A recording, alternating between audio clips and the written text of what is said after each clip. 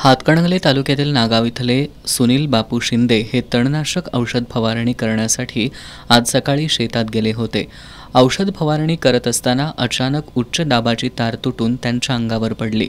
यामध्ये त्यांना विजेचा जोराचा धक्का लागून त्यांचा जागीच मृत्यू झाला. ही घटना शेजारी शेतात काम करणाऱ्या शेतकऱ्यांना समजली. त्यांनी घटनास्थळी धाव घेऊन पाहिलं असता तर सुनील शिंदे यांच्या अंगावर तार तुटून पडल्यानं ते सुनील निपचित पडले होते.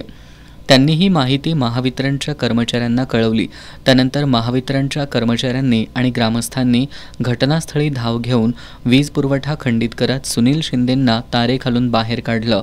पावसाळा सुरू होण्याअगोदर शेत परिसरात विजेच्या खांबावरील निकृष्ट झालेले कंडक्टर आणि अन्य साहित्य बदलून त्या ठिकाणी नवीन साहित्य 4-5 महिन्यांपूर्वी बदलण्यात आलं असल्याचं घटनास्थळी उपस्थित असलेल्या महावितरणच्या कर्मचाऱ्यांनी सांगितलं. तरीही अशा प्रकारची घटना का घडली असा सवाल करत महावितरणच्या भोंगळ कारभाराचा प्रश्न उपस्थित होतोय.